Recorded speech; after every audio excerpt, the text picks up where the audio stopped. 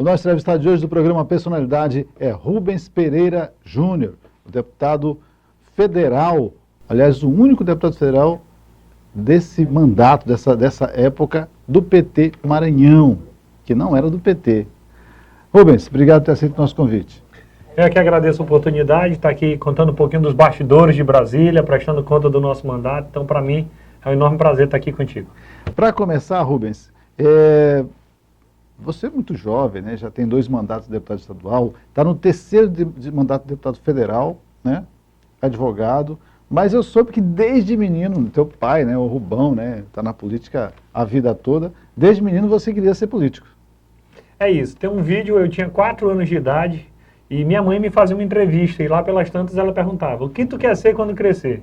Eu olho para cima e respondo, deputado. Deputado. De fato era uma vocação, não sabia que ali já seria uma espécie de profecia, mas eu tive a oportunidade de entrar na política, sou de uma família de vários políticos, meu pai foi prefeito, deputado, minha mãe foi prefeita, meu avô foi prefeito, e eu sempre tive essa vontade, esse desejo de também entrar na política. Sim. Eu pensava muito no seguinte, se as pessoas de bem não entrarem na política, só vão sobrar os safados. Verdade. E aí não serve. Então, desde muito cedo, eu estudei e me preparei para esse momento, para poder exercer um cargo público. Por isso que com 16 anos eu fui aprovado em Direito na Universidade Federal do Maranhão, por isso que eu não parei de estudar, hoje eu sou mestre em Direito Constitucional, sou advogado também, por entender que isso era o que mais ia me ajudar na atividade política. Com isso eu fui 2 vezes deputado estadual aqui na Assembleia, eu ainda peguei o tempo da Assembleia na Rua do Egito. Verdade. Eu brinco que eu sou um deputado raiz, aquele mesmo que pegou aquele tempo difícil. Novo. E agora, terceiro mandato federal. Novo. Acho que ninguém no Maranhão chega com 39 anos de idade, no 5º mandato, 2 estadual, 3 federal, com a ficha limpa, mantendo a coerência. Então, para mim, isso é algo muito gratificante. E sempre em partidos, né, voltado de fato para, digamos assim, como o PT, como o PCdoB, que hoje estão no poder, mas sempre partidos de esquerda, realmente. No início da minha trajetória, eu era da base de sustentação do Dr. Jackson Lago, quando ele foi governador. PDT. Quando ele foi cassado, eu continuei na oposição. Sim. Em 2010, eu já marchava com o Flávio Dino, que foi a eleição que ele perdeu. Sim. E sempre desse mesmo lado, apoiando o Flávio, na última eleição apoiando o Brandão, apoiando o presidente Lula nacionalmente. Então eu tenho mantido essa coerência. Respeito a opinião de todo mundo, não quero passar minha verdade para ninguém, mas eu prefiro um político que tem lado e ninguém pode dizer o contrário do deputado Rubens Júnior. Está dando certo. Tem dado certo, afinal de contas são 5 vitórias. Teve uma eleição que eu perdi, foi a eleição de prefeito de São Luís, no meio da campanha eu peguei Covid, meu pai pegou Covid, foi um período muito difícil, mas foi uma baita experiência como político e isso me acrescentou ainda mais. Além desses 5 mandatos de deputado, eu ainda fui 2 vezes secretário de Estado, na época do governo Flávio Dino, fui secretário de Cidades e Desenvolvimento Urbano, fui secretário de Articulação Política também, então isso tudo foi me moldando, me deixando ainda mais preparado. Mas teve uma experiência que não é da política que me preparou ainda mais. Sim. Depois disso tudo, eu descobri que eu estava com câncer no rim. Putz. E hoje eu estou 100% curado, graças a Deus. Graças a Deus. Falo isso com alegria, porque Claro. eu venci um câncer, graças a Deus. Então termina que isso vai moldando a gente como jovem, servidor né? público. Pois é, não é normal. Não. Alguém com 37 anos enfrentar uma doença dessa, muita gente passa por isso, mas graças a Deus eu botei no meu currículo, eu venci um câncer. Então todas essas experiências foram me moldando e que fizeram chegar aqui até agora. Gente, estamos conversando aqui com Rubens Pereira Júnior, deputado federal pelo PT Maranhão. Rubens, vamos para a seara da política de fato, né? Política do dia a dia, do embate, né? A gente vê o que está acontecendo hoje, né? Vem aí uma CPMI, um tanto quanto espinhosa, né? Áspera, né? Porque tem ali oposição muito ferrenha, né? Ainda machucada, né? Com a derrota, né? Brigando, querendo né? Sangue, né? Aspas aí. E como é que você vê essa CPMI que é necessária? É preciso que mostre, que abra para a sociedade. E eu vejo que o governo, né? E as entidades ali, elas foram, digamos assim,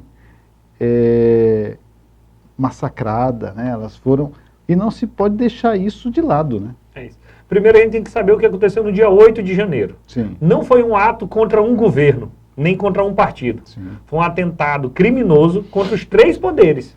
Invadiram a sede do Executivo, o Palácio do Planalto, invadiram o Supremo Tribunal Federal e invadiram a Câmara e o Senado. Sim. Então o objetivo a era democracia inteira. A democracia. O objetivo era, de fato, dar um golpe de Estado, que foi fracassado. No dia seguinte, eu estava no plenário da Câmara dos Deputados sendo relator da intervenção federal, que foi o que garantiu a normalidade depois. Sim. Nós queremos a intervenção investigação... de Brasília ali, né? no sistema de segurança de Brasília. Nós queremos a investigação agora por qual motivo? Para que atos como esse não se repitam. Sim. Para que isso fique guardado nos livros de história, nas páginas dos livros de história, mas que não se repita. Que seja revisitado, mas como história. Exatamente. E para isso nós temos que garantir a investigação em 3 níveis. Primeiro, de quem participou dos atos. Segundo, de quem planejou os atos. Ali não foi uma coisa feita em cima da hora. Não. Terceiro, de quem financiou. Porque aquilo é muito caro, era uma estrutura de muitos ônibus, eles estavam preparados para passar muitos dias, então a investigação tem que passar por esses 3 temas. Com uma diferença, a oposição faz da CPMI o seu cavalo de batalha. A principal pauta da oposição é a CPMI, o governo não. O governo está muito mais preocupado com Minha Casa Minha Vida, com a valorização do piso da enfermagem, com o aumento do Bolsa Família, com a volta dos mais médicos, com a reforma tributária. É a pauta do mundo real. Sim. Enquanto a oposição mira na pauta da política, nós miramos na pauta que melhora a vida do povo. O que nós queremos é retomada econômica, o que nós queremos é mais emprego, o que nós queremos é, de fato, mais direitos para todo mundo. Até porque, nos atos do dia 8, o governo é vítima.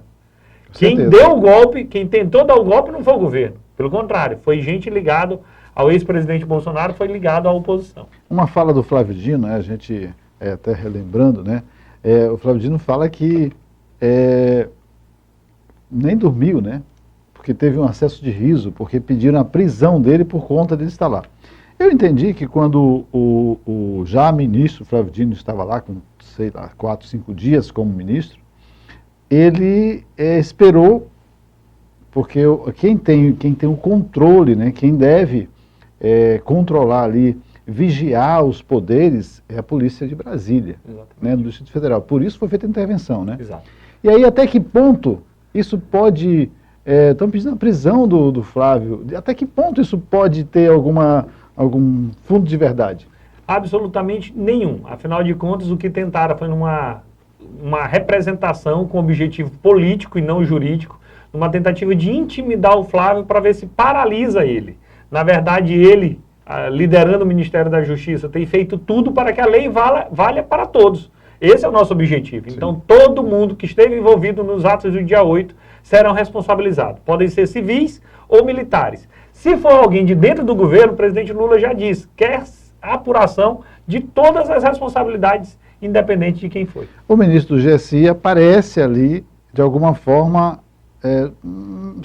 talvez uma pessoa junto com ele. O que poderia ser feito por ele ali? Você, se estivesse lá no momento, aquele monte de gente, o que você faria? Daria voz de prisão ou você tentaria fazer o que fez o ministro? 5, 10 policiais não tem como conter uma multidão. Se tu dá uma voz de prisão, tu pode até ter algum tipo de retaliação. Conforme o momento, muda-se a exigência. Quando foram divulgadas as primeiras imagens, todo mundo disse, o ministro do GSI está envolvido. E eu não gosto de fazer análise parcial, com base em apenas em algumas poucas imagens. Quando foi divulgado o vídeo todo, a gente percebeu que não. Ele estava desobstruindo a ocupação. Estava fazendo com que os manifestantes, com que os criminosos descessem do 3º andar para o 2º andar. Então ele estava, na verdade, fazendo a evacuação do prédio. Ele estava no prédio no momento? Ele chegou depois, na hora do prédio não estava. A informação que todo o sistema de segurança do Palácio do Planalto tinha era de que a polícia do DF disse, está tudo sob controle. Sim. Por isso que quem de fato cometeu essa omissão foi a segurança do DF. E a intervenção federal foi apenas sobre a segurança do DF. Depois da intervenção, o problema foi resolvido. Desocuparam os 3 prédios, os 4 prédios, né, Câmara, Senado, Supremo e Palácio. Foram desmontados aqueles acampamentos Sim. que estavam servindo de verdadeiro fábrica de terroristas, o que é muito ruim.